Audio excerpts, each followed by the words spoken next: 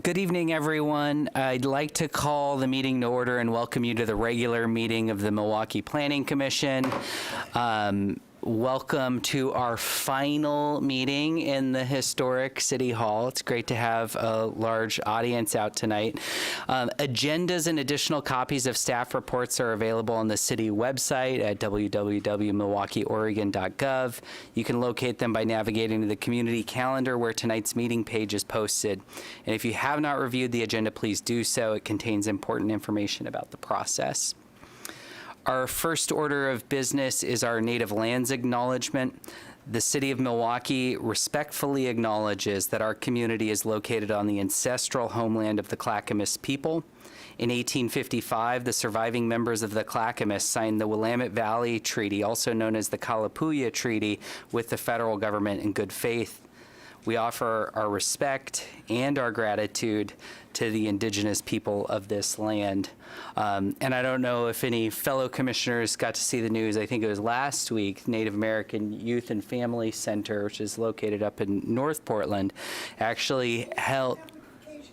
I cannot, but we can maybe, oh no, this is the PA system has partially been transferred from this building to the new building. So I can speak up a little bit louder if that's helpful. Yeah, did a lot of theater growing up, so projecting is not an issue.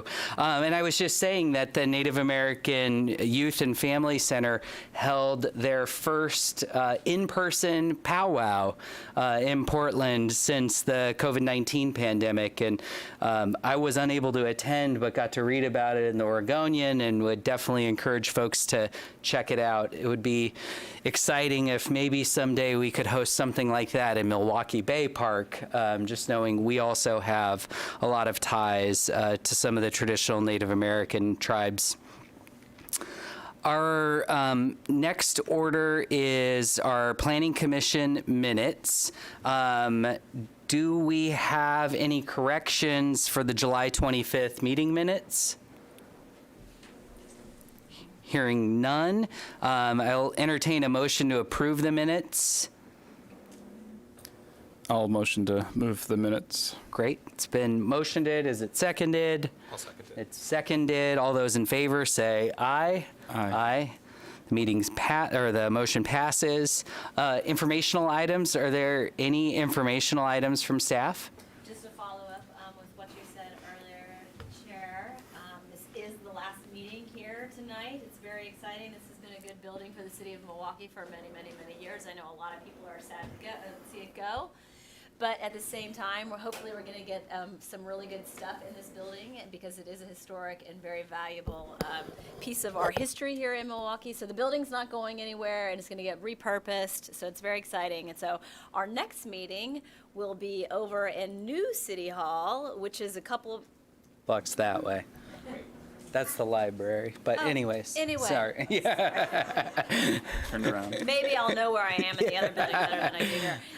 So our next meeting on October 10th will be there, and we're really excited about the first city council meeting will actually be there next week. Oh, wow. So it's the first meeting there, and that's what I've got, so thanks. Yeah, I like how city council decided to save the first meeting for themselves, not for us. Yeah, they did. Understood. Noted. Well, yeah, I think this building's 85 years is what but I was just saying to Commissioner Ert that, soon we'll be able to have a pastry and maybe enjoy a pint in this building. So, great. Well, we can move on to our item 4.0, which is audience participation. And this is an opportunity to comment on items that are not on the agenda. So I'll underscore the not on the agenda.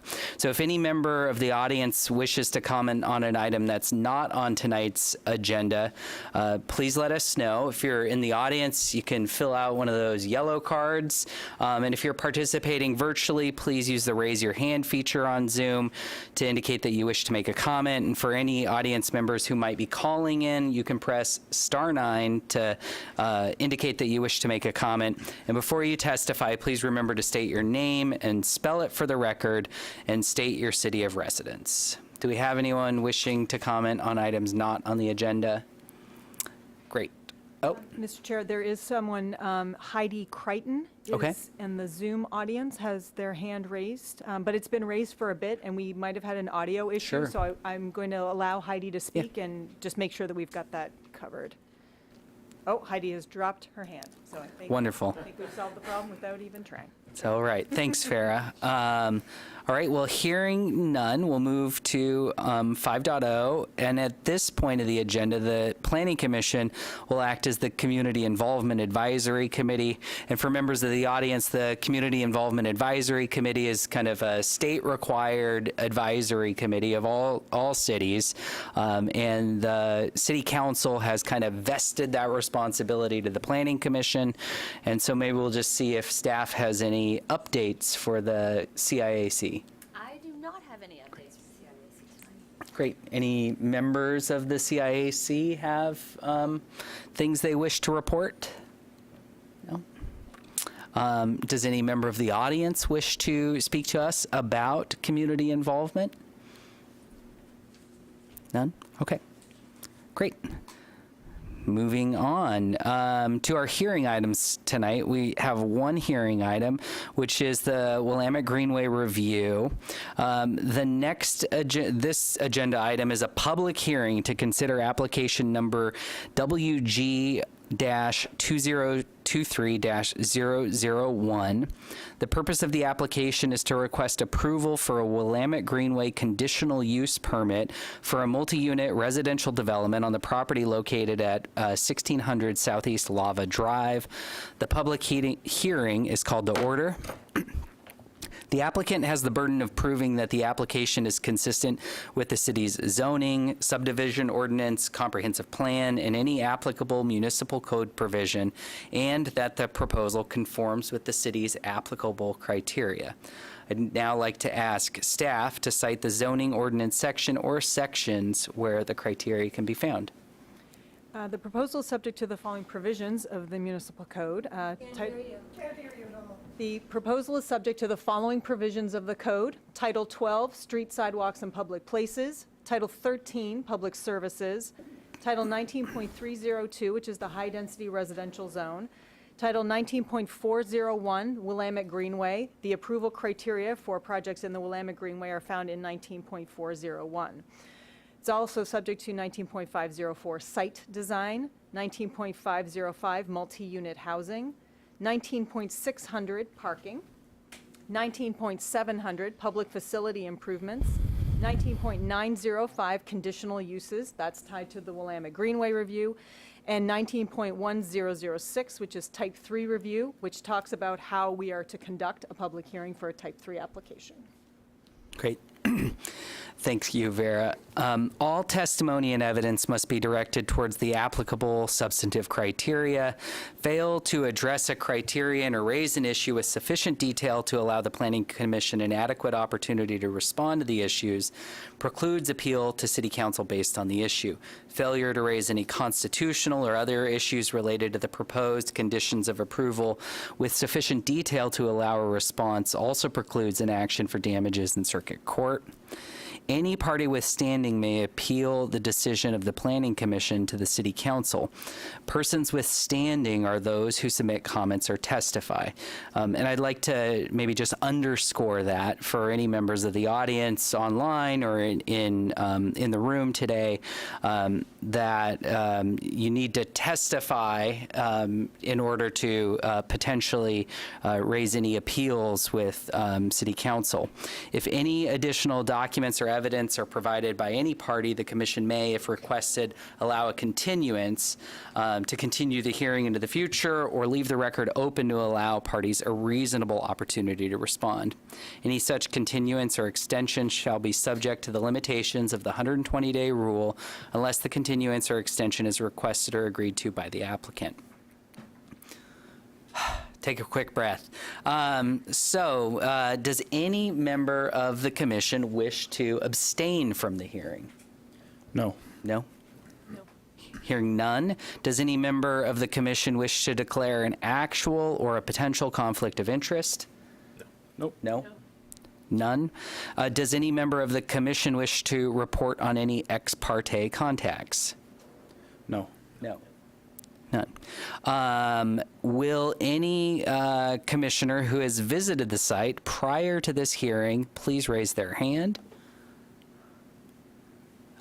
For those commissioners, did any commissioner who visited the site speak to anyone at the site or note anything different from what is indicated in the staff report for the application? No. No. Does any member of the audience wish to challenge the participation of any member of the Planning Commission? No. Hearing none. We've never had a yes to that. So it would be, I was just like, what would it be if they said yes? But I assume our trusted attorney would help us out in that moment.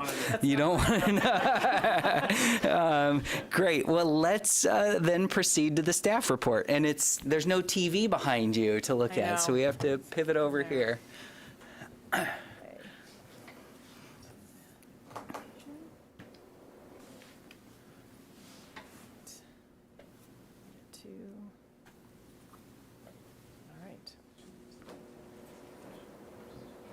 All right, good evening, everyone. Vera Collier, Senior Planner, here to present. Do we want to, yeah, I was going to say, The if- staff report. yeah, or Turn do we this want to pull way. a chair or two up if that, I'm sorry.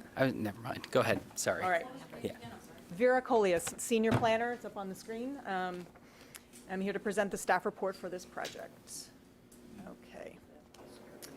Site is located at 1600 Southeast Lava Drive. It's made up of 2 tax lots, and the total is approximately 0.44 acres in size. Until this summer, the property contained a vacant single detached home that was built in 1920. The proposal would include consolidating these 2 lots into one developable lot. Surrounding area consists of multi-unit developments, the River Royal Terrace condominiums, Shoreside East condominiums, and Waverly Greens, single detached homes to the south, and the Moda office building to the east. All right. The site is approximately 440 feet from the Willamette River at the nearest point, and that matters because the property is zoned residential high density. It's adjacent to the downtown mixed-use zone where the Moda building and development is zoned downtown mixed use, but the site itself is zoned for high-density residential development. It's also overlaid with the Willamette Greenway, and that is the reason for this application is before the Planning Commission, because it's in the Willamette Greenway.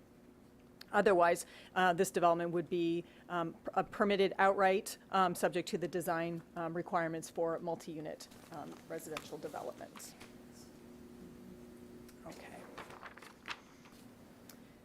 This is the site plan that was included in the application materials. The applicant intends to consolidate, as I said, the 2 existing lots and construct a new 13-unit, multi-unit development, so a multifamily building, with on-site parking that will be adjacent, so it's an at-grade parking lot just to the west of the building, and there will be 11 parking spaces in the parking lot itself. Obviously, includes landscaping, and some amenity spaces for the residents of the building as well. The development requirements included a 5-foot dedication to the right-of-way of Lava Drive. So the property gave up 5 feet along Lava Drive to expand the width of Southeast Lava Drive. They are also required to construct a sidewalk along their frontage on Lava Drive. So there will be a 5-foot sidewalk along their frontage. And they are also required to construct ADA accessible ramps so that they can connect their sidewalk to the corners at Waverly and then on the other side of Riverway Lane as well. Can you point to Lava Drive on that map? Lava Drive is right up at the, Top. it's right up here at the top. Yeah. So that's Is that Lava Drive. kind of the hash kind of there that represents kind of the sidewalk? Correct, yes. Or actually, This is no, ac- it's no, this is- down. This yeah, is the that's sidewalk. Frontage This is zone. the Planting strip. Right, exactly, yep. And then Riverway Lane is to the right, down here on the side. Thanks, Farrah. And those 2 existing street trees along Riverway Lane would remain. Okay. The building is proposed to be 3 stories as it faces Lava Drive, 2 stories in the back. So it is stepped to the back. Here you can see, so it's 3 stories for a portion of it, 2 stories for the remainder. And then as described in the findings that were in the application, the proposal does meet all the applicable development standards for multi-unit development in the RHD zone. That includes setbacks, lot coverage, minimum landscaping, those sorts of development standards. Okay. But as I mentioned, the project is, or the site itself is within the Willamette River Greenway. And I'm just going to scoot up here for a second. The green hash marks that you see on the right-hand side map, that's all of the area that is subject to the Willamette Greenway. So it's a pretty vast area in this particular part of the city, as it is adjacent to the Willamette River itself. So the development, or the site itself, is over 400 feet from the river, and that comes into play when it comes to the approval criteria for development in the Greenway. So the approval criteria for development in the Greenway include things like whether the land has been committed to an urban use. So is the land supposed to be developed, or has it been committed to development, which this site has. It's been developed already, as has the surrounding area as well. Is the development compatible with the scenic and natural, historic, economic, and recreational character of the river? Again, it's over 400 feet from the river, so it really doesn't have a relationship with the river from that standpoint. Protection of views, both toward and away from the river. The city interprets this criteria as meaning from public way, from the public space, not from surrounding properties necessarily. Is landscaping, aesthetic enhancement, open space between the activity itself and the river? Again, the development's over 400 feet from the river. And there's development already between the site and the river itself. The approval criteria talks about providing public, or is there public access to and along the river? Again, the property is over 400 feet from the river, so public access doesn't exist from this site to the river.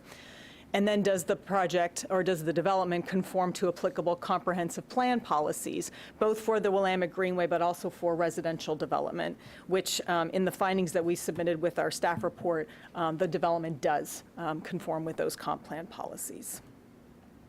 Okay. So the key question before the Planning Commission related to the Willamette Greenway for this development is the project consistent with the objectives and the policies of the Greenway? Again, the site is nearly 450 feet from the river, and there's residential development between the site and the river. There is no existing access to the river from this site. There are tall multi-unit buildings across the street from the site. There are multi-unit developments surrounding this site as well, but for the south, where there are single detached dwellings. The site will be landscaped and will meet all of our minimum landscaping standards. There was an arborist report submitted. The site is being landscaped to the satisfaction of our urban forester as well, from a tree planting and a tree code standpoint as well. So it will meet the 40% tree canopy requirement from the tree code. And views to and from the river are not affected by the proposal. Existing views are maintained down Riverway Lane and down the other side of the development where there is not development on the western side as well. Comments were received to staff via email from Maria Nash, Shoreside East Condominiums, and I believe Ms. Nash is here to speak as well, and a testimony card has been submitted. Questions included parking, the state or status of Lava Drive and the narrowness of Lava Drive, whether the development would be rental or ownership for the units. And so in our responses, we did note that the development was required to dedicate additional right-of-way to Lava Drive to make it wider. Future development down the road of Lava Drive would as well, so those are requirements within our engineering standards. It is a challenging area to develop and construct improvements because of the existing status of Lava Drive and the narrowness of Lava Drive. Mike Burney sent some questions in specifically about improvements to the Riverway Lane side of the building. And the engineering staff needs to perform what we call a proportionality kind of test about what kind of frontage improvements are required for a development. They are already dedicating and improving the entire frontage of Lava Drive, so it was disproportionate to require additional frontage improvements along Riverway Lane. Riverway Lane is in a sort of it's a little bit of a unique situation. The paved part of Riverway Lane is actually on private property, the public right-of-way is undeveloped. I think the Forneys are aware of this. And it's about we think, between 10 and 15 feet wide of what the public actually owns on Riverway Lane. So in order to develop, or in order to improve their section of Riverway Lane would have meant taking probably those street trees down, putting in sidewalk. There would have been a lot more chaos happening on Riverway Lane at that corner. So the engineering department, again, deemed it disproportionate to require additional investments for Riverway Lane, and that it was important to protect those healthy street trees. So Riverway Lane will not be improved as part of their development, but all of their Lava Drive frontage will. We do have engineering staff on the call, and I've probably just pretended to be an engineer while I just said some of those things, and Jennifer can correct me if I am incorrect on that. All right.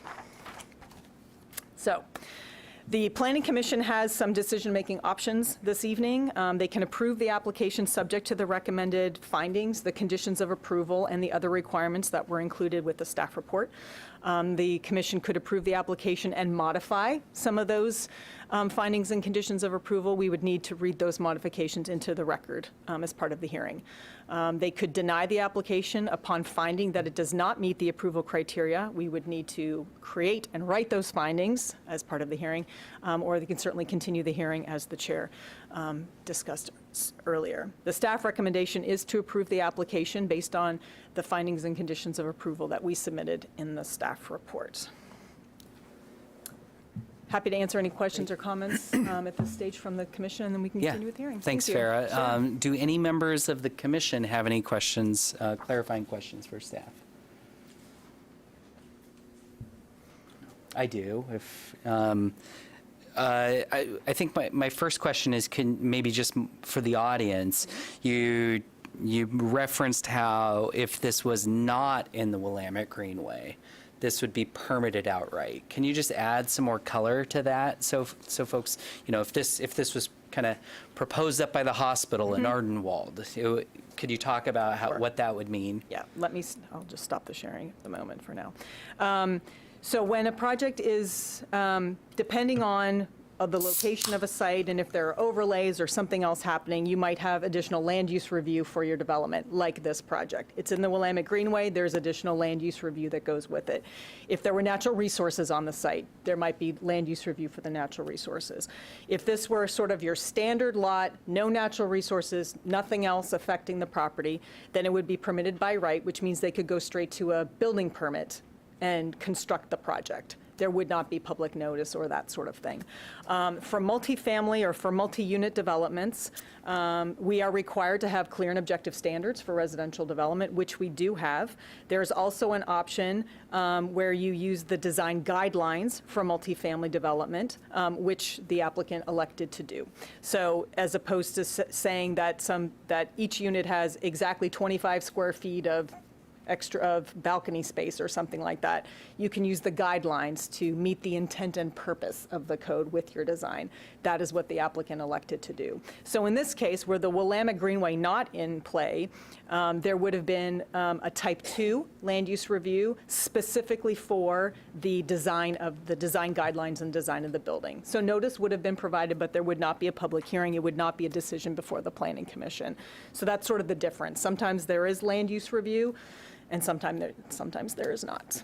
Great. So. Yeah. Willamette Greenway is what kind of makes this special. Yes, that's the whole the purpose. one. In many ways, it's the purpose of the hearing. It is Yeah. the purpose of the Great. hearing, correct. And then I think my other question was maybe just around the site plan, if we could pull Sure. that slide up.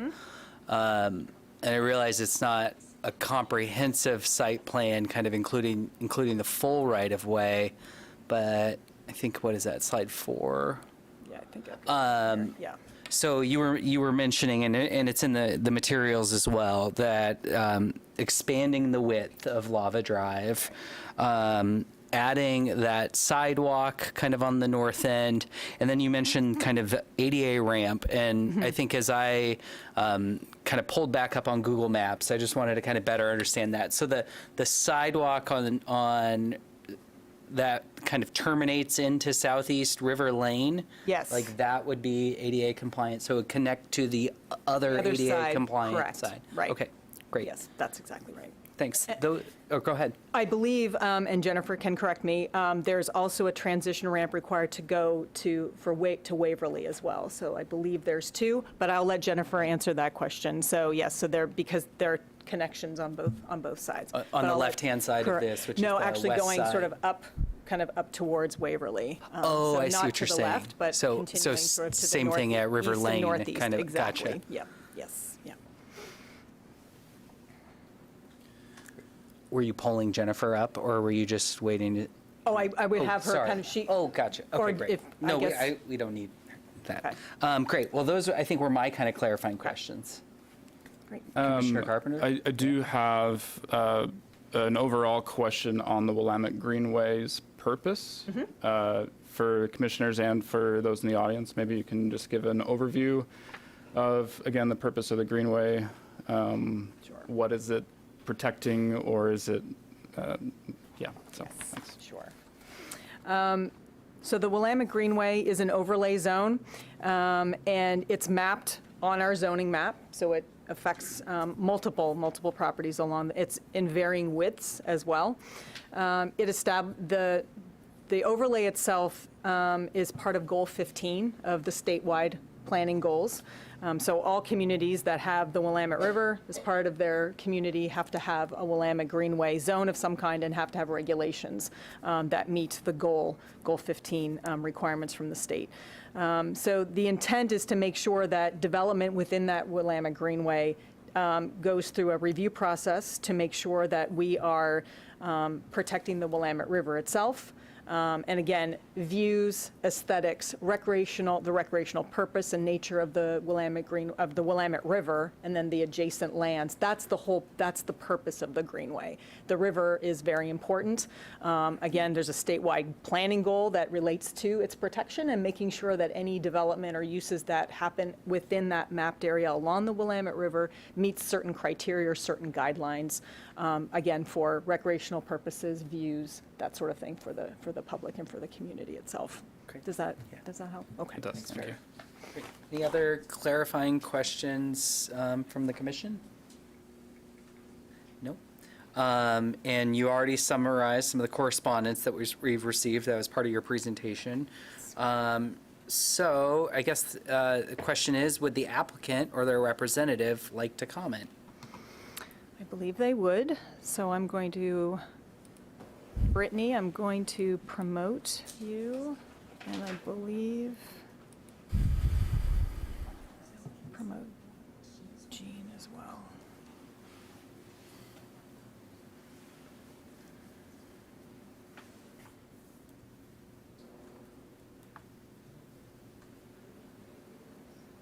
Okay. If I may, Brittany, can you hear us?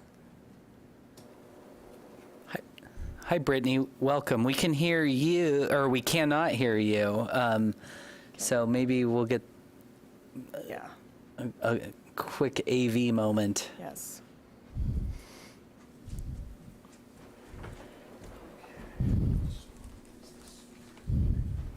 It should be. No, Brittany, we still cannot hear you, but that's all right. We've got talented people in the room, I don't know how to do and this is the last meeting, and yeah.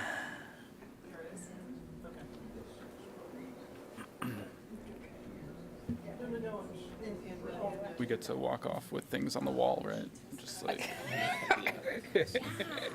Yeah.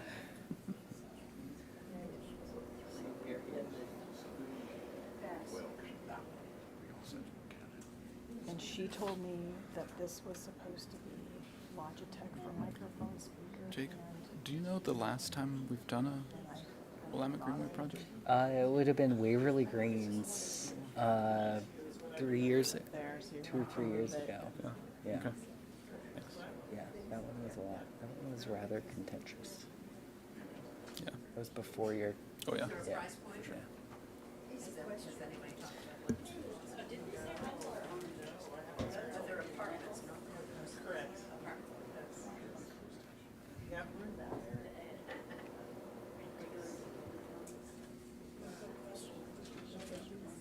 She said it was for microphone, speaker, and.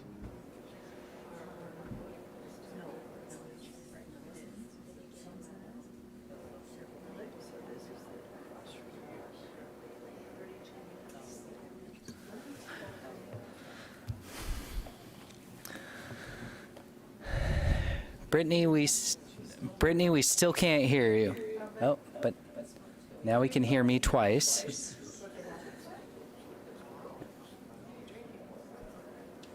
Bubbly water. Bubbly water? Yeah, seltzer. Not brand Seltzer. or- Oh, oh really? Yeah. Theirs is good. Blueberry lemonade. I make my own. I got. Do you? I need to do that.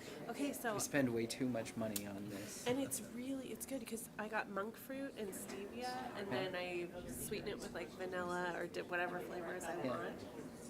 It's way better, I think. Yeah, it's got it. I mean, the convenience of a cake. Brittany, is could you just anywhere. start to speak? We're testing our speakers here, please. Yes. Great. Hold on one second.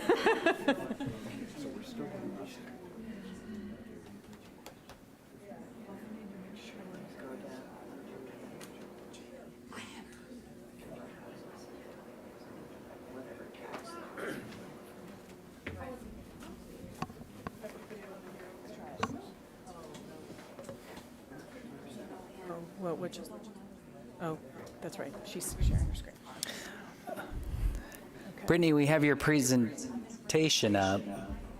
Okay, can you hear me still? We Yes, can we hear can. you.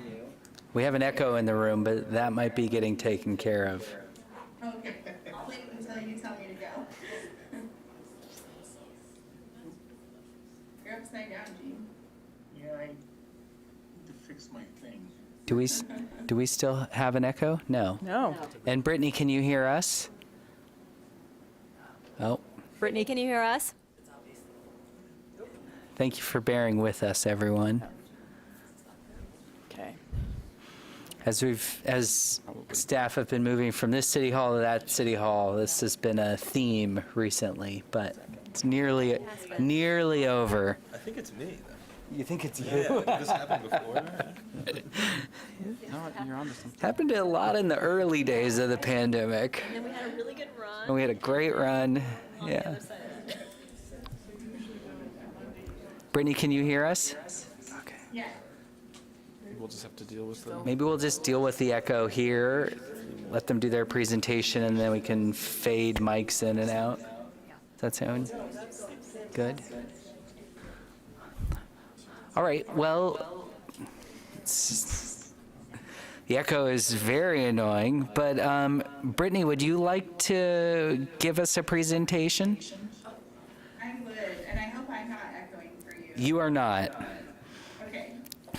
Okay, great. So, for the record, my name is Brittany Randall with Brand Land Use, and I would like to enter my presentation into the official record for this public hearing, please. I've previously sent it to Vera, so Great. you should have it. And to start, I want to thank staff, especially Vera, who we've been working with. Our time working with staff at Milwaukie, it's really apparent how much you guys care about your city. And it's been a wonderful experience. We've learned a lot. And we believe that we're presenting a project that meets the goals and objectives for the zone, including the Willamette Greenway. So the property we're discussing tonight is located at 1600 Southeast Lava Drive, as indicated by Vera's presentation. I put this picture on my cover just to highlight how beautiful a flat roof building can look, but I will note that this is a 4-story building. We're not proposing a 4-story building. Just a 3-story building on a portion and a 2-story building on the rear portion.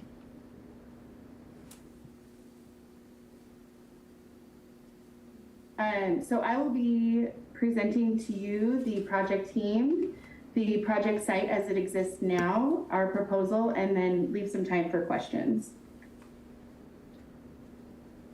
So to start, WDC Properties is the applicant and will be developing the site and managing the property. WDC is a company that's local to Portland and has proudly been investing in our communities since 1989. And through their projects, they have proven to value sustainable design. In addition to WDC being local to the area, they're consistently contracting with other local companies to design, permit, and construct their projects. So the design and permitting team for this project includes Studio 3 Architecture, Brand Land Use, Loris Designs for landscape, and Seven Oaks Engineering for the civil engineering of the site. Vera gave a very detailed overview of the site's current state, so I'll briefly highlight that. I'll try to be quick.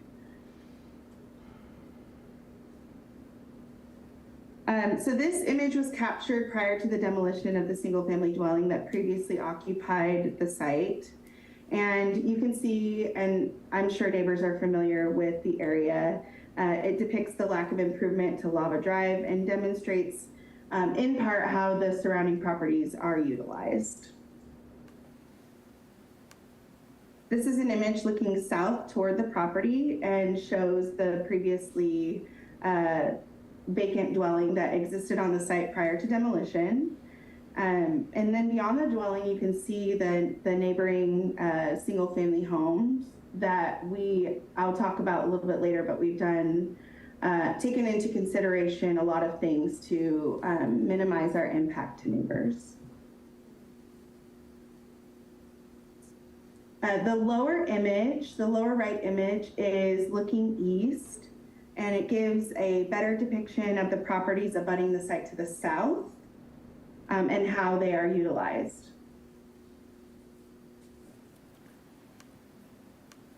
So this is a site plan that's slightly different than the one in Vera's presentation, and so I just wanted to point out a couple of the differences. Once we submitted our original proposal to Vera, the one that was in her presentation, it was noted that we needed additional trees. And so we've gone back and we've revised that, and we've added additional trees to increase the canopy of the impervious surfaces that we're proposing on the west for the parking area. So you'll see an enhancement, even more so than the plan that was previously shown in Vera's presentation. So our proposal includes 13 dwelling units and 11 off-site vehicle parking stalls. And I wanted to highlight some of the enhancements that we are proposing. The first, of course, as we've heard talked about quite a bit, is the improvement to Lava Drive. So this improvement will span the entire property frontage. We will have property line sidewalks with new planter strips abutting the street. This is, intended for beautification. It's also great for pedestrian safety. And then landscaping has been thoughtfully planned to screen abutting uses to the south. So this is sort of what I was prefacing before. We've taken into consideration openings on the existing residences to the south. I have some elevations that I'll be showing similar to what Vera showed, but we've taken into consideration the location of the openings of the windows on the proposed building. We've also taken into consideration, you'll see a lot of clustering of landscape on the south side. This is all in consideration of what exists in the area in an effort to be cohesive and mindful about what exists there. The stair stepping of the building was also intended with that in mind. So you don't have a large building looming over. It's stair steps so that the scale is more appropriate to surrounding uses that exist.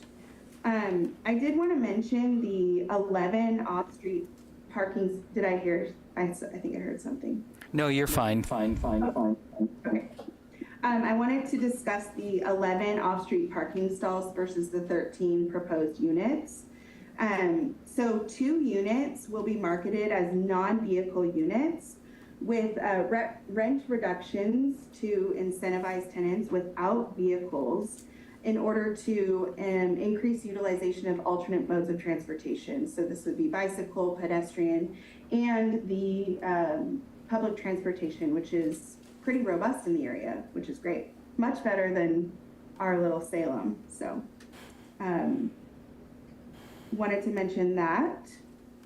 So then moving into the building design, you can see the building is proposed to be 3 stories in height, with, of course, the exception on the south side. Each dwelling unit features private open space with ground floors having patios and upper floors having balconies. The building is, like we've mentioned, articulated in a manner that promotes compatibility with the dwellings abutting to the south by bringing the scale of the building down at its closest points. And then the south elevation really depicts what I was talking about careful placement of openings in our building to be mindful of windows not facing directly to the existing buildings south of the site. This is a requirement of Milwaukee's code, and that is what I'm speaking to when I say the city cares about, the staff cares about their city. This is the first time I've seen such a mindful code like that, and I believe that we meet it with our proposal here. So again, it's intended to promote privacy and separation for the existing site to the south. So just in conclusion, the project as proposed is consistent with the Willamette Greenway overlay zone and will provide needed housing within the area at a reasonable scale and sustainable design. And we believe we've upheld our burden of proof and demonstrated compliance with all applicable provisions of the code. And we are asking that our application be approved with staff's recommended conditions of approval. We're not asking for any changes to those conditions. We are A-okay with the conditions that were proposed. And at this point, I would be available for any questions. Great.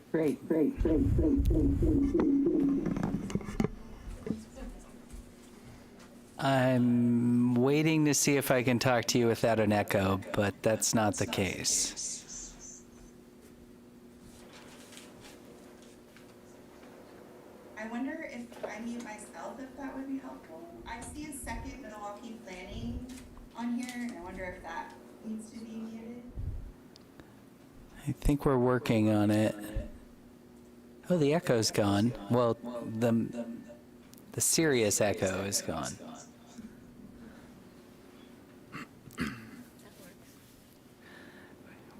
Directionally, we're headed in the right direction. Brittany, can you hear us though? But we can't hear you. We're working on it. Great, we're gonna toggle back and forth. All right. Well, maybe we'll make it simple. Are there any questions from commissioners for the applicant? Commissioner Carpenter has some, so we'll toggle back and forth. Hi, thank you for your presentation. It shows you did a lot of work, and I'm glad you worked well with staff. Absolutely, yes. So just wanted to thank the applicant for her diligent work, her team's work with staff. It shows. I do want to know what the planned exterior materials are for this building. If you can share that, that would be great. Can you hear me? Yes. Yeah. Okay. I anticipated that question, so I brought Jean Belante, the architect for the project, to discuss that further with you guys. Hi, this is Gene Belante, the architect. Address is 275 Court Street in Salem. The proposed materials for the outside of the building is a mix of fiber cement panels and siding, along with fiber cement trim, vinyl windows. We'll have some exterior decks. Those will be wood framed, and then everything will be painted.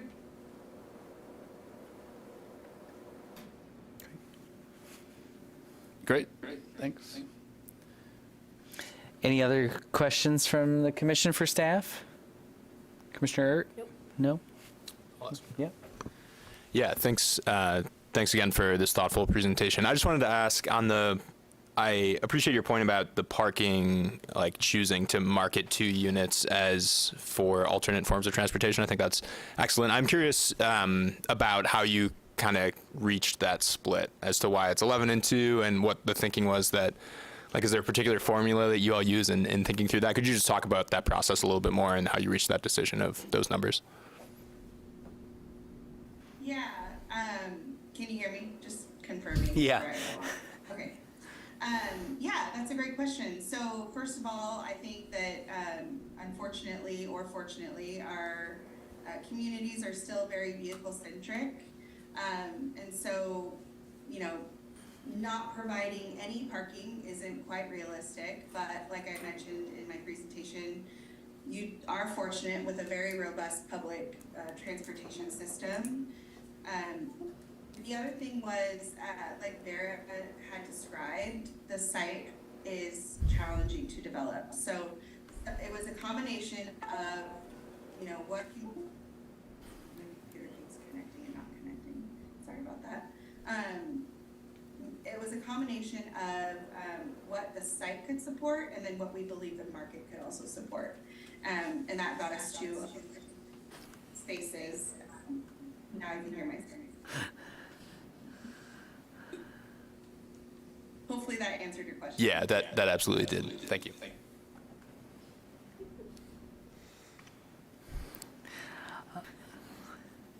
Great. Any other questions from commissioners for the applicant? I have a clarifying question for staff, but maybe Justin, looking at you, if I should hold that through public testimony or. It's I can ask. I could also ask. I can also ask the applicant as well. I was just curious what minimum parking requirements are on the site. There are no minimum parking requirements for the site. The bulk of the city, per the state requirements for community, Climate-Friendly Equitable Communities Act, does not allow us to require off-street parking for areas that are within a certain distance of various kinds of transit.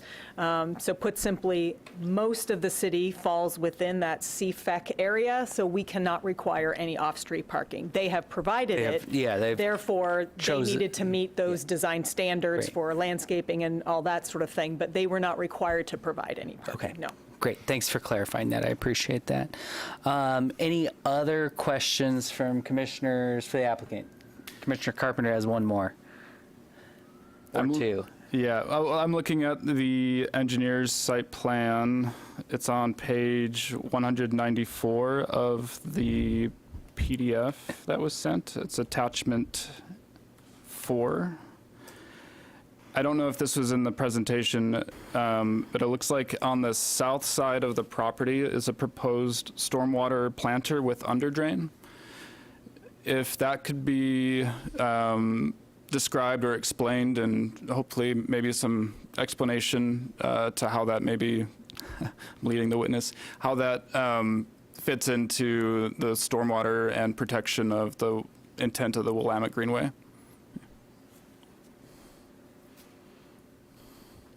Yeah, so I couldn't describe it for you in detail. I don't have a stamp and I didn't design it, but I was part of a lot of meetings to discuss this.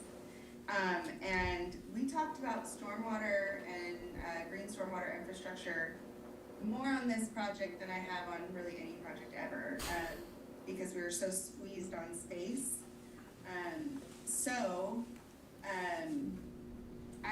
I couldn't tell you how it relates to the Willamette Greenway. I can tell you that we are proposing GSI, which green stormwater infrastructure, which meets the requirements of the code.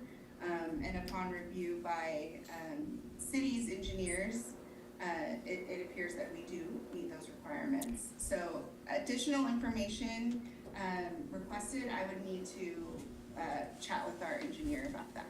I think. Whoa. Oh, yeah. Go ahead, Gene. So the swale it collects the rainwater off the parking areas and also off the roof. And essentially it's a holding pond. It's just a landscaped area that rarely fills up with water. And then from that area, it just slowly gets dissipated into the ground. And there are standards that the swales have to meet.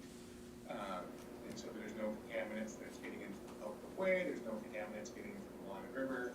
Essentially, the water is cleansed and then it's just percolated into the ground. But probably 10 months out of the year, it's probably just going to be a nice little landscaped hill. Great. Anything else, Commissioner Carpenter?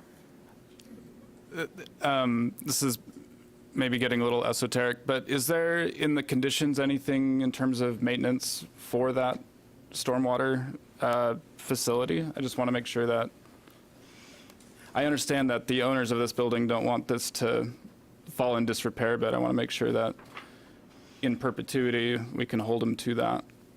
And maybe that's not the time to say that, but Yeah, it's probably getting more into the deliberation space. So maybe we'll hold on that and move on. Or go ahead, Vera. Yeah, please.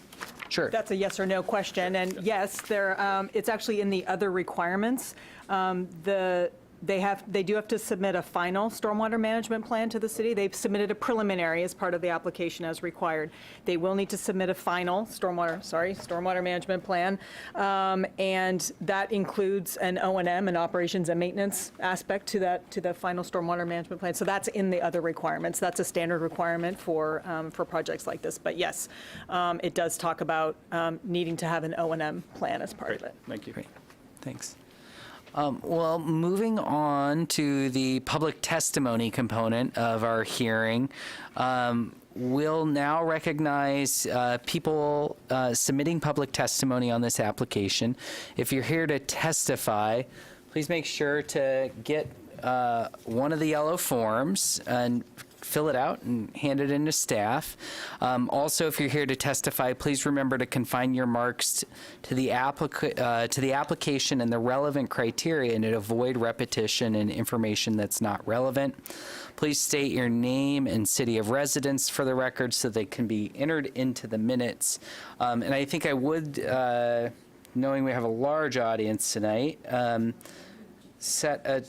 give everyone 3 minutes for testifying, and again would encourage people testifying to know that we're really focused, I think, on the Willamette Greenway approval criteria as opposed to number of parking spots, for example, or other kinds of things like that. So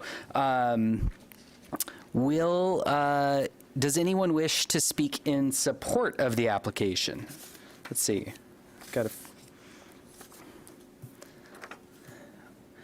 Seeing none, do we have anyone who wishes to speak in opposition? Ms. Streeter?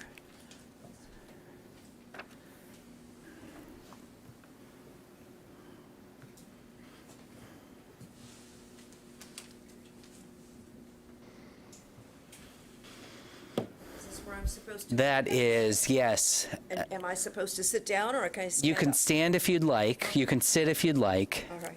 Make sure and speak into the microphone so that your comments are picked up on the record. Thank you. And I meant to leave this also. This is a carbon copy of mine. Oh, Thank great. you very much. Thank you. Thank you. Yes. Thank you. Can everyone hear me?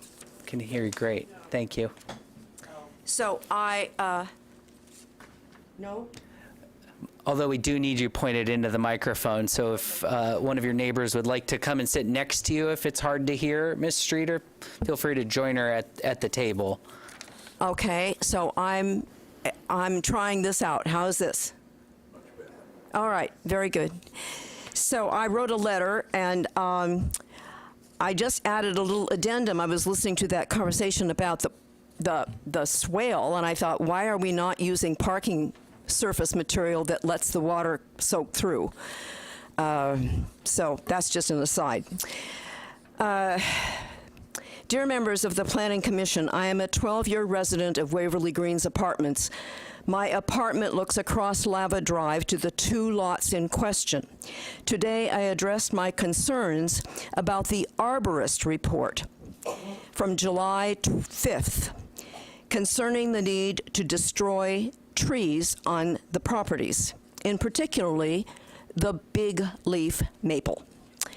Acer macrophyllum, also known as big leaf maple, a native to the Pacific Northwest, is commonly known as Oregon maple and has the largest leaves of any maple. There are 132 species of maple in the world. We have only 3 in the Northwest: big leaf, vine, and Douglas. Tom Kloster, a journalist and tree researcher, claims that our big leaf maple dwarfs anything found in New England forests. The tree in question for this construction project sits alongside Lava Drive. It has been deemed unworthy to stay in place by the landscape team, who has examined tree health on the 2 properties, even though the report rates the condition of this particular tree as good. I would like to know on what basis this tree was deemed unworthy. I have watched this tree from my porch across Lava Drive for 12 years. There have been years when the tree was topped, others when it was allowed to grow unimpeded. Because of the topping, the canopy is wide, not tall, but there is nothing to suggest the tree is sick or infested with bugs or considered a threat to existing structures. If you stand under this canopy in full foliage before she begins to turn yellow for the fall, it is with a sense of wonder and awe that we have such a gift in our neighborhood. That this tree cannot be spared is a travesty. I wonder if the proposal to eliminate this tree is simply because it might be in the way during construction. Perhaps it is considered a common tree, not worthy of saving. The tree, in fact, is a landmark for this community. She blocks my view, but then so will this new 13-unit building. I do not have the means to protest the building. I do have a concern for the tree, and I ask respectfully that the decision about its elimination be reconsidered. Thank you. Thank you, Ms. Streeter. Appreciate it. Oh, I'm sorry. I was going to say, before you leave, do any members of the commission have any follow-up questions of our testimony here? Okay, great. Well, we can move on. Thank you very much. We have neutral people who wish to offer neutral testimony, and I have a testimony card from Ms. Cushman. If it would be possible, if I could go after everybody, it might get some of my questions answered. Sure. Change Tony 40 to against it. I don't think that really matters much. And then we have 2 speaker registration cards to ask questions. We don't really normally do a questions in our testimony process. Yeah, this is a public hearing, and so it's really not a question and answer. We're compiling a record for the decision that will be rendered by the Planning Commission. So the purpose of testifying today for the public, as well as the applicant, is to address the applicable criteria that the decision's being made by. I understand that might be unsatisfactory to folks because you might have a lot of questions and wonder a lot of things, but the purpose for the public hearing is to address the criteria under which the decision's being made. And these are, I would say, the generic comment cards that are also for city council hearings and things like that, where asking questions in a discussion format that's not a public hearing on a land use application. So I'm going to put those 2 aside, which would then make you my my last comment card, unless anyone else has comment cards. What's that? For Tony 40, I thought I turned one there. I have, Tony, I have you as to ask a question. So, okay, great. I'm just going to, for the sake of the form, put you in as opposed. You're welcome to join us. Come on up. If you could just state your name, city of residence. We don't need your actual address. Everybody, I'm Tony Forney. I've lived in Milwaukee almost my entire life. I've spent 20 years in the house at 10577 Southeast Riverway Lane. And, you know, it's kind of our families lived there. I was raising the 5th generation on that land, so it was actually our old family farm. And kind of some things that arborist report doesn't tell you is that cherry blossom tree is over 100 years old, and the fig tree on there was brought over by my great uncle Chili over 100 years ago, which, you know, if it's got to go, it's got to go. But in 2018, when I was going to build my house there, I was limited to 2 stories because of the Willamette Greenway zone or whatever, so I'd like to know how they got around that.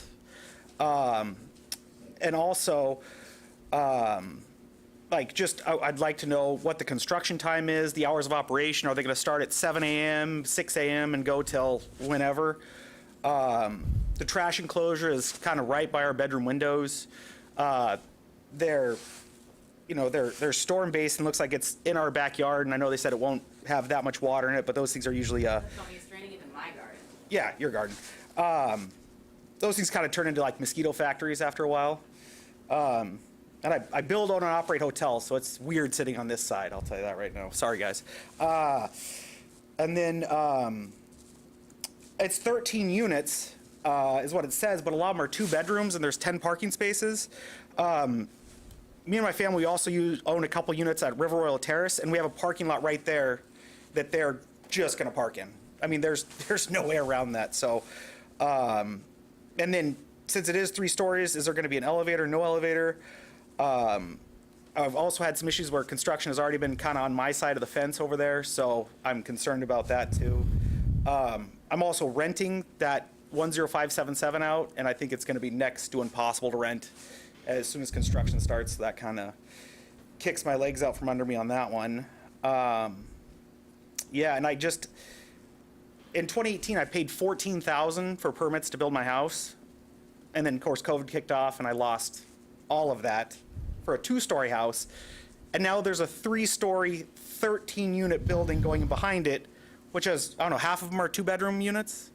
So it's like that for 10 spots, 13. That's great. We think people are going to ride their bike and take the max everywhere, but that's just not going to happen.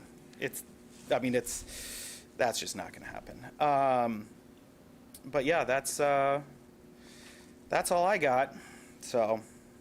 Great. Well, thank you, Mr. Forney. Appreciate you testifying, sharing some history of the property, and just curious if any members of the commission have any follow-up questions. Thanks for sharing. No, it's like a serious question. How'd they get like 3 stories when I could only get 2? Yeah, I think how did that happen? it's a question that the Planning Commission probably can't answer, and might be something you need to talk with staff or. Planning Commission would plan the building? No? I think many members of the commission weren't on the commission in 2018, so I can't speak to that. Vera, I don't know if you have anything on that. I'm not familiar with I didn't work with you on that project, so I don't know. What I can say is that there are limitations on building heights west of McLaughlin Boulevard in the Willamette Greenway, 35 feet. This building is 32 feet, so it meets that standard. I don't know if that was part of, if your home was exceeding that height. I don't know. I'm happy to look into it, but I don't know. I'm not familiar with your situation. I didn't work with you on that project. I'm not aware of it. But this project does meet the development standards in the Willamette Greenway. But I am happy to, I'm making notes, I will look into it, and I will follow up with you. Yeah, it'd be great if staff could follow up with Mr. Forney on that. That would be frustrating. Yes. Yep. Or $14,000 check back would be great too. So whatever you guys could do would be awesome. Cool. Thank you, sir. Appreciate it. We also had another person, Ms. Nash, who was to ask a question, but since we're not doing questions, I want to just give the opportunity for a change to opposition or neutral or in support. Yeah, neutral. Please, if you'd like to, would you like to testify? Sure. Great. Thanks, Ms. Nash. Sorry, it's not specifically related to the Greenway, as you said, but I have a little statement here I'm going to read. When I met Mayor Beatty at an event before last year's election, I asked her what keeps her up at night in regard to city governance, and she said parking. And I'm like, okay, well, That's interesting, and it came to mind in thinking about this project, because overall, it's the traffic flow and the parking that has many of us concerned who live contiguous to or close to the development. And I learned tonight that the developer didn't even need to put one parking spot, and they've done 11, so that's great, but what if there's more than one person living in the unit? What about guests? And lately, I've been thinking about Amazon. Everybody orders from Amazon. I mean, so there's the big truck on that road is gonna, it's gonna be a serious traffic impediment and safety concern. Fortunately, it won't be a concern for pedestrians who can use the new lovely sidewalk, but that's a sticking point in my head right now. And so then, I go to concerns of, okay, so I'm sure obviously this street will be designated as no parking. There's nothing, no designation now, because I guess it's obvious, but it seems like we would need that then. And there is actually no place around there where people can park because it's all private. So the city might need to consider adding some public parking in front of MODA, just down the road, or as this gentleman said earlier, they're going to end up parking in River Royal or Shoreside East, or just in the ground next. I mean, it's just a problem. So let's see.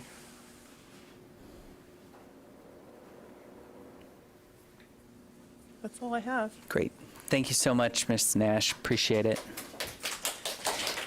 Any other questions from members of the commission for people who testified tonight? No? And I would say don't take a lack of questions as not appreciating the time that you're all taking out of your lives to come tonight. Appreciate that as someone who sat on that side of some of these hearings in the past.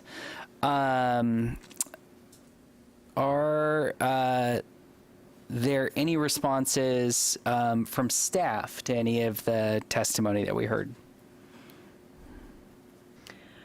We do have Jennifer Backus, one of our engineering techs, on that can speak to any of the engineering types of questions, if there are any from the commission or related to perhaps the Lava Drive situation. So I'm going to ask Promote Jennifer to come on. Are we going to go back into echo land? I'm going to toggle back and forth. I'm getting really good at that. That's great.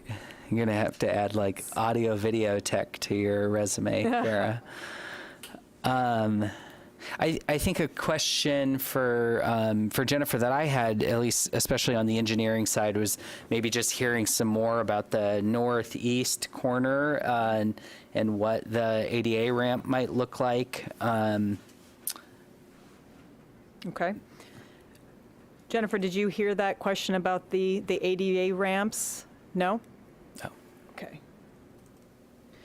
Could you talk about the ADA ramps that are going to be required from this development, and which directions they're going? And if there is anything that you could share about the no parking situation on Lava Drive, for signage or that is something that did come up, and it might be great to have an answer as far as the width of Lava Drive and available on-street parking and that sort of thing. Yeah, I didn't get to hear the whole question just because I was still joining as a panelist. So as we kind of talked about before, Lava Drive is a very narrow street already. We are requiring dedication, but we couldn't even fit all of the required elements as far as sidewalk goes with the amount of right-of-way we had. The applicant's actually required to put the sidewalk under an easement. So there isn't actually room for on-street parking as well. It is going to be a little wider though, so in the event of an Amazon truck coming by, we are going to have a little bit more room for passing. So it is going to be improved, but unfortunately we just don't have the right-of-way to include on-street parking. I don't know if we're going to sign it at this point. We would have to get a traffic regulation in place for that. We may have to just kind of see where it is at. If we start getting violations of that, then we might have to look into that. As for the ADA ramps, we noticed that we were going to require those because we were adding beautiful new sidewalk and it needed to be able to connect to the existing infrastructure that was there, or to get pedestrians safely off of the new sidewalk and onto the street or adjacent limited pedestrian facilities. So, what was that? That was nothing from us. Sorry, okay. So yeah, I haven't seen any engineer drawings yet for those ramps. We are going to require them to meet ADA requirements. It shouldn't be too involved for those, but it will actually provide a nice route for pedestrians to be able to get off the new sidewalk and either go up Lava Drive or up Waverly, or go east again on Lava. Okay. Great, thanks, Jennifer. Any other questions from the Planning Commission for staff? No? Gone. Does the applicant have any rebuttal or any additional comments in response to public testimony? I do. Can you hear me? We can, yes, thanks. And I can hear myself again. Okay, so just a couple of things. First of all, I can absolutely understand the difficulty of seeing the land around us change, especially trees that we have, memories with. I hear you about the age of the trees and that they're beautiful. I absolutely hear that. I will say the big leaf maple is near the improvement for Lava Drive. So we relied on an arborist who is, educated and trained in these sorts of matters to tell us, what is feasible and what is not feasible with these improvements that we're making along Lava Drive. So if you read through the arborist report, you'll see that we'd be greatly impacting the critical root protection zone of that tree, making it, unable to be preserved. We believe that the trade-off of adding the robust landscape that we are adding that will mature over time, well, first of all, it meets the standards, meets the criteria, but second of all, it's really enhancing the beautification of the site and the street, as well as providing sidewalks for safe pedestrian routes, at least along the frontage of this property. So, there is a trade-off there, and I just want to say that we do understand. The building will not include an elevator. I heard that question. And then the construction times are limited, which is noted in the staff report. And so absolutely the applicant will be abiding by those limitations. I think that was everything that I wanted to cover. Jean, did you have anything that you wanted to add?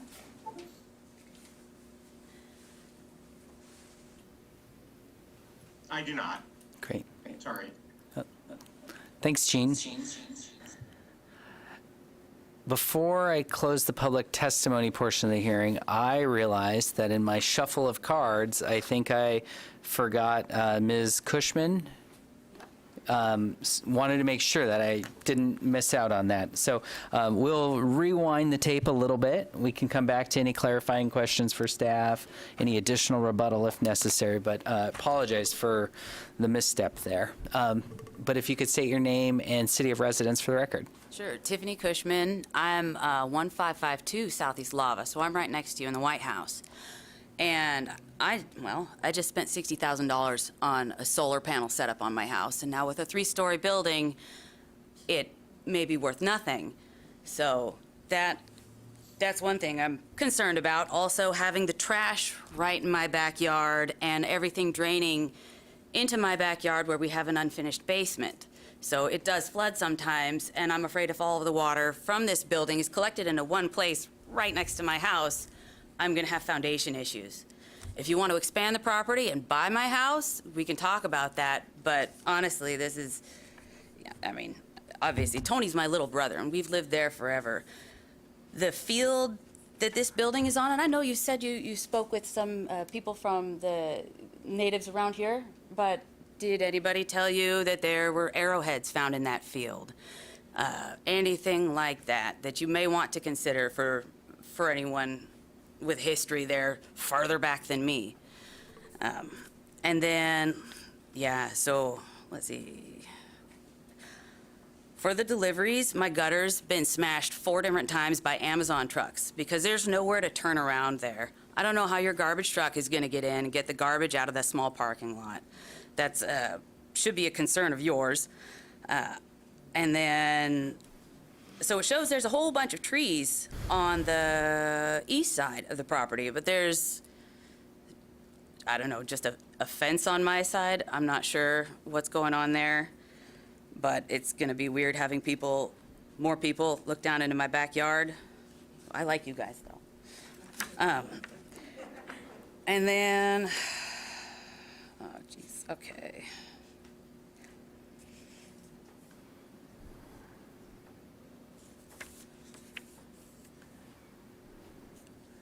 I'm just looking at my notes to make sure that I've got other things there. Whoever's building this thing, I know we're probably not going to stop it, and I understand that. But if I could possibly get some of the fig tree that's back there that my great-grandparents brought over and to make a couple starts so I could grow my own trees from there since they're going to be taken out. Also, where are your crews going to park when you're building this? Because that's going to be a nightmare, and the only thing I could suggest is talk to MODA about using their parking lot. So a management company, are they going to be there to upkeep the building, or is it just going to be renters who don't own it who are going to trash it? And then, let's see. Yeah, the drainage and my solar array, all of that stuff it could be potentially extremely expensive for me. Anything else, Miss Cushman? Trying to make sure, yeah, for the Willamette Greenway, I don't see how they could funnel all of their drainage into one location. That, I know using permeable parking areas is extra expensive and difficult, but sticking it all down in one place, I don't think is going to be very effective. And that's coming from, I've built hotels and dealt with drainage and stuff like that, so. Thank you I guess very that's much. everything. Thank you. I appreciate it. All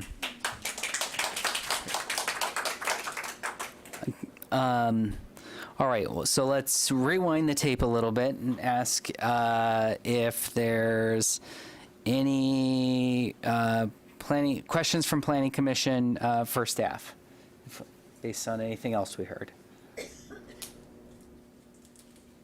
Can I, actually, do have one please, clarifying yeah. question. So on the fig trees that have been discussed a few times, are those on an adjacent property and slated for removal, or those are on this property and slated for removal? Okay. I believe what she's referring, there are trees on the subject property. Correct. Okay. That's the request. Okay. Thank you. I have a question that sometimes these questions feel like they're unfair in terms of how far they might push knowledge of things.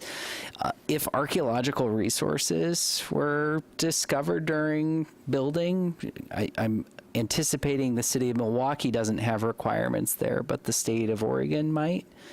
I know Commissioner Carpenter is a planner during his day job and saw him shake his head, but Vera, I don't know if you or Justin have anything on that. Not at the moment. Not at the moment. Great. No. All right. Don't know. Great. Appreciate that. Brittany is raising her hand. Brittany, yes. Thank you. I did want to speak to the potential of artifacts being found on the site. So we're familiar with that. Actually, in Salem, we have many sites that have artifacts.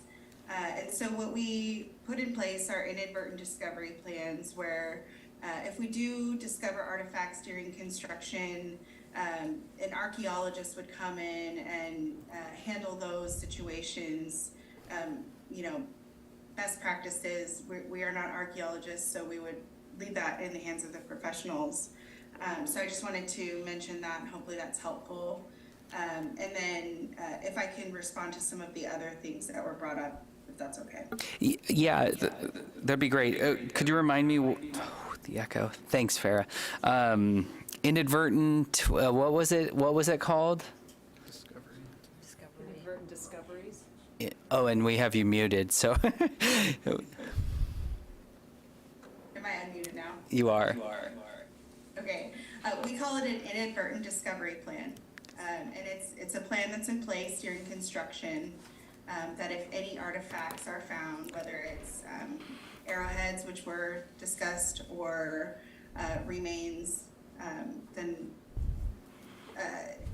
the appropriate precautions would be in place in order to handle that situation should it arise. Great.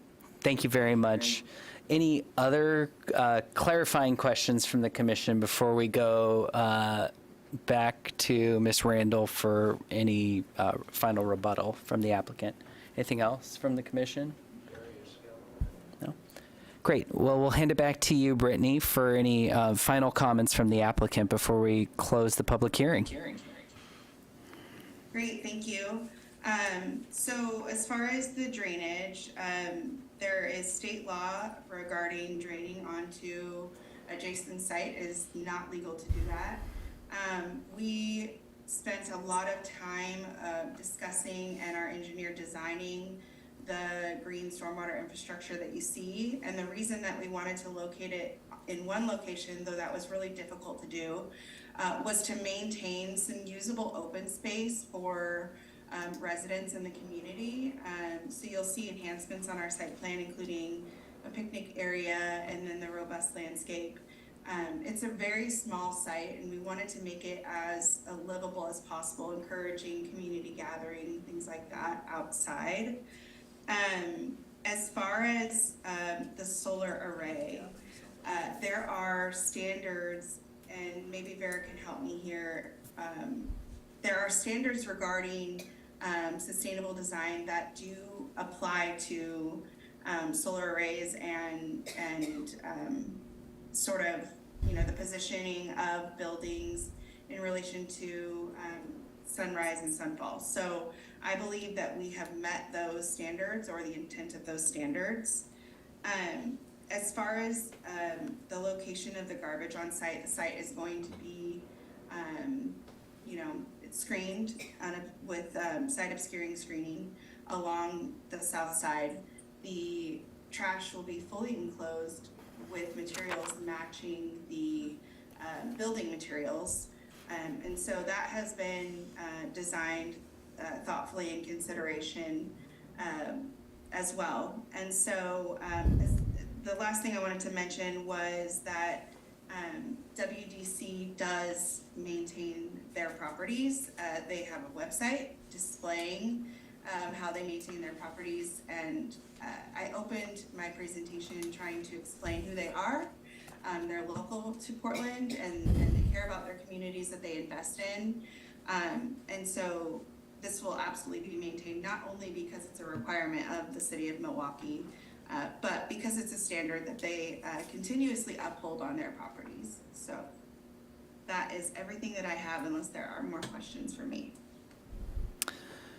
Great, thank you very much, Brittany, appreciate it. So the public testimony portion of the hearing on the request of a Willamette Greenway conditional use permit for 1600 Southeast Lava Drive, which is file number WG-2023-001, is now closed. Is the commission ready for discussion? Yes. Great.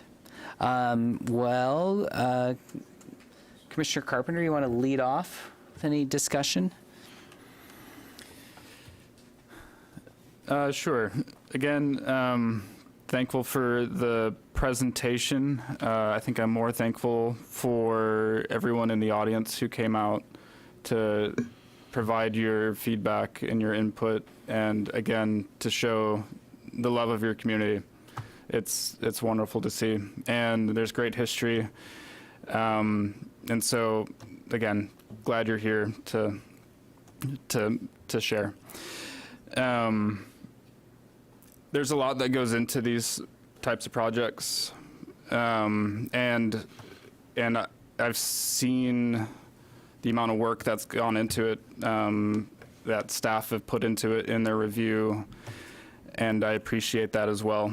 I'll leave that there, and we can discuss more, but just wanted to voice that right now. Yeah, I appreciate that. And I think as in kind of reviewing the application myself and knowing that, it's the Willamette Greenway review that we're really focused on in looking at the applicable criteria of the Willamette Greenway, I think in many ways, in my perspective, it checks a lot of the boxes. I'm happy to kind of dig into any more details on that, but I think the applicant and the work that they've done with city staff has, likely met the burden of proof. I know there's community concerns, and maybe there's an opportunity outside of this hearing for the applicant to continue to engage with community members to address some of those things. But, given the focus of the decision-making criteria tonight, I think we're checking most of those boxes personally. Commissioner Ert, Commissioner Mulhorn, anything? Yeah, I can kind of add my thoughts. I agree with much of what's been said. I, again, want to echo everyone's appreciation for the community engagement in this and for everyone coming out to participate. I think, I was very compelled by the application. I think it was thoroughly done, and it appears to meet many of the standards, but I'm also compelled by the concerns with the neighbors. And my hope, as Chair Sherman just said, would be that there's opportunity for the applicant to hear those concerns and take steps to remediate that as they move forward, if they move forward with the project. However, I do think within the scope of what the commission is tasked with doing, with comparing it to the Willamette Greenway Code, I would agree that it appears to check many of the boxes. And I have concerns about the big leaf maple being removed, but I think as the applicant put, at some point we're making trade-offs of some manner or another, and that's a difficult trade-off to consider, and people will fall on different sides of that. But it strikes me as an application that was thoroughly done in the context of those trade-offs, and that was brought about in the correct way. And so while it's difficult for me to think about an old tree being removed from our city, I also understand kind of the other side of that. So that's where I'm at right now, but happy to discuss further. Most things don't get to the Planning Commission because they're black and white. There's shades of gray involved. Commissioner Ert, any thoughts on this application? Everybody's stated everything pretty well. Great. Yeah. Well, I think just maybe building on a few things, I think as you kind of pointed out, and I think as the application and probably even community members here tonight, there is that trade-off on the street widening versus maintaining a large tree. And, I heard comments both saying the desire for widening the street, and I heard comments on the other side in terms of protecting the tree. I personally will maybe not weigh in on that, but just say that I'm really happy to see that the applicant has committed to meeting our comprehensive plan goals of having 40% tree canopy on the site. So they're really going above and beyond in terms of planting more. I agree with what community members talked about in terms of the benefit of the safety improvements, in terms of new sidewalk, the widened street, the ADA curb ramps. I think those are many benefits there. And, recognize that had this, but for the Willamette Greenway, this would have been permitted outright with minimal kind of notice. And as I kind of look back on the criteria and what's kind of in the staff report, I think in terms of thinking about urban use and compatibility and protection of views, landscaping, conforming with the comprehensive plan, I think we're most of the way, I think we're there personally. I do want to discuss with folks maybe an amendment in the conditions of approval, just with the mention of potential archaeological resources. And so I would be interested, if others on the commission would, of amending, so this is page 44 of the PDF, which is 6.1, page 39 on printed paper. Condition 3A is prior to issuance of development permits, the following must be resolved.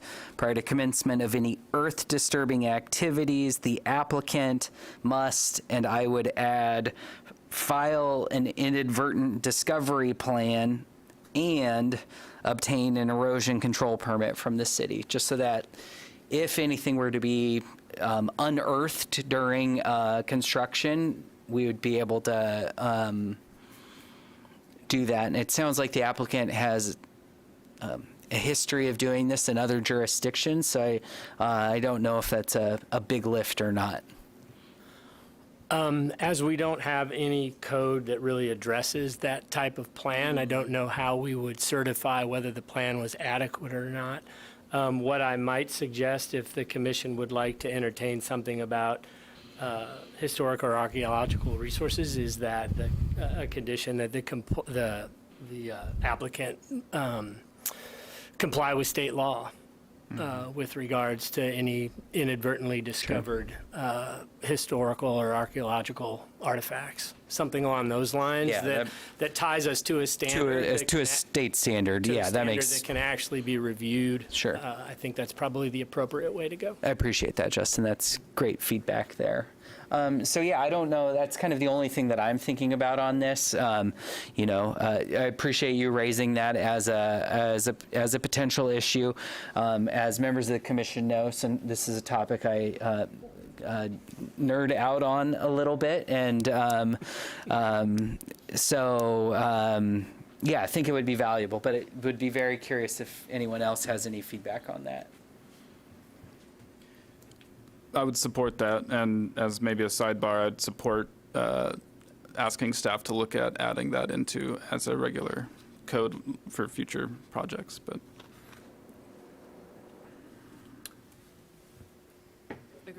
Agree. Yeah, I agree as well. Sounds like I might have the votes on that. What do we think that might look like, though, knowing we're going to have to read that into the record? Well, I don't believe it's appropriate in paragraph 3 of the conditions of approval, because we can't really tie that to development permits. Okay. And we typically have, I believe the Milwaukie Municipal Code, and I can't cite chapter and verse, has a requirement that state, local, and federal laws and regulations are adhered to during construction. So I guess I'm kind of at a loss as to how to incorporate it as a condition. Okay. Yeah, Vera, if you... If I could, may I suggest... I'm just fanning through the Sure, now. kind of came out of left field, so... Well, we have this thing called conditions of approval, and then we have these things called other requirements. I was looking at that as well. Because those are more standard construction-y kinds of things that aren't, they're just not conditions of approval. They're more standard practice sort of thing. And we could include that as an other requirement, even as a number 8 or something like that, that says something like, applicant must comply with all applicable state laws related to archaeological artifacts found on the site during construction. And it pins it to the other requirements. It's noted, it's something that we could still enforce if we needed to, but it doesn't bind us to approving anything necessarily. So it's sort of on the record as part of the other requirements, as part of the construction of the project. Yeah, and I think... If that works okay. I think that'd be sufficient. I think clearly the applicant's hearing this conversation. We have a very, responsive applicant to begin with. They've done things like this in other jurisdictions, so I think we all understand the intent of what we're getting at here. Great. Well, do we have any other discussion on this from members of the commission? This one, that's all. Any 505.3.d, number 12. Anything else on this from the commission? If there's nothing else, I'd entertain a motion, and it sounds like it's a motion maybe to approve with some kind of amendments read into the record.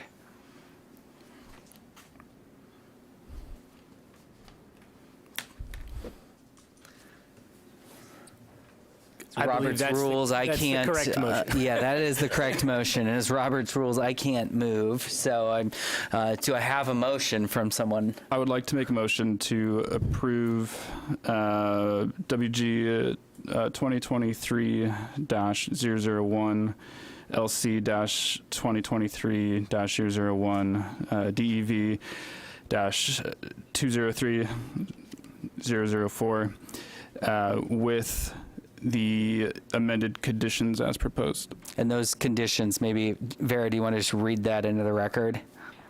This will be number 8, under other requirements in attachment 3. Applicant must comply with all applicable state laws related to archaeological artifacts found on site during construction. Great. So it's been moved. Do we have a second? I'll second that. It's been seconded by Commissioner Mulhorn. Any further discussion on the motion? No. All those in favor say aye. Aye. Aye. The ayes have it unanimously. Application number WG-2023-001, as amended orally here tonight, is approved. If anyone who testified tonight wishes to appeal the Planning Commission's decision to Milwaukie City Council, you must make an application stating the grounds for your appeal within 15 days of the mailing of the notice of decision.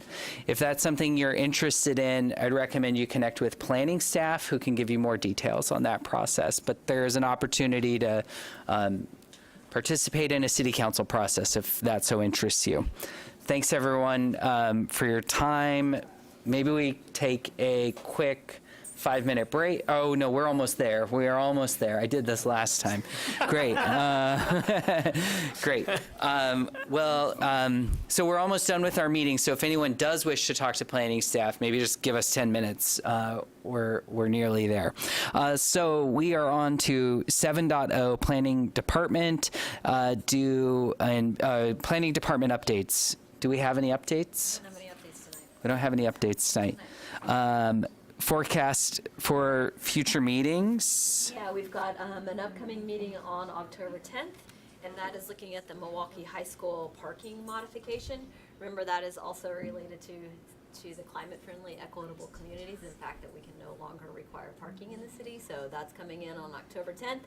And right now we don't have anything scheduled for October 24th, but then we do have something on November 14th. Okay, great. Next meeting, New City Hall. Next meeting, New City Hall. I realized that I have an update. And this is because everyone will be so excited. I talked with Greg Hemer tonight, who wanted me to remind you all that Wednesday, October 4th, the Letting Library Lecture Series is happening. This is about Chinese immigrants and their contributions and exclusions. And it's from 6 to 8 p.m. live in person and on Zoom at the Letting Library. Our guest speaker will be the Northwest China Council, and you can check out the city calendar for more details. So that was my update, courtesy Greg Hemer. Thank you so much. And actually, now that you say that, I just wanted to let everybody know that we're having a big grand opening for the new City Hall on Friday, October 6th. The festivities begin here at 4 o'clock, and then we're going to march over to the new facility, and people can come in and tour it, and it should be a lot of fun for everybody. So I encourage everybody to come out on October 6th around 4 o'clock. Has someone ordered a giant pair of scissors to, cut the ribbon or anything? We can maybe add that to the list. Should talk to Scott about it. Great. Yeah, Vera. Could I add a staff update Yeah. on the Hubs project? Neighborhood Hubs, we have a series of workshops happening in October, and it's all listed out in the October pilot that will come out. Okay. So we're holding a couple, 3, 4 of them during NDA meetings, and then we have time on the NDA agendas, but then we have 3 separate workshops as well on a couple of the more sort of key hub areas, and that includes the Ardenwald Hub at the Milwaukie Cafe, Milwaukie Floral as well, and at the Chapel Theater. So they're starting October 11th. The 3 workshops are the week of the 25th and the 26th. So they're all on the city calendar, and there's an article in the pilot coming up as well. So everyone is welcome. It's great locations for workshops. Awesome. Maybe just real fast, Transportation System Plan Advisory Committee, there's a meeting coming up, correct? There is. October 19th will be the kickoff meeting for the advisory committee. It'll be held at New City Hall in the community room on the first floor around 6 o'clock. Great. Thanks. Well, unless we have any other updates, yep. I just want to say I went to my neighborhood NDA meeting last night. Fantastic. Great way to get to know your neighbors and see just what community members hold near and dear to them, and they take a lot of time out to volunteer. And if you can, please get out and join your next NDA meeting and introduce yourself and let them know who you are. So Yeah. that's it. Well, if there's nothing else, Commissioner Losfeld isn't here, so we should probably end fast. I'll entertain a motion to adjourn. Motion to adjourn. It's been moved. Is it? Second. It's been seconded. Any further discussion? Hearing none. All those in favor? Aye. We're adjourned. Thank you.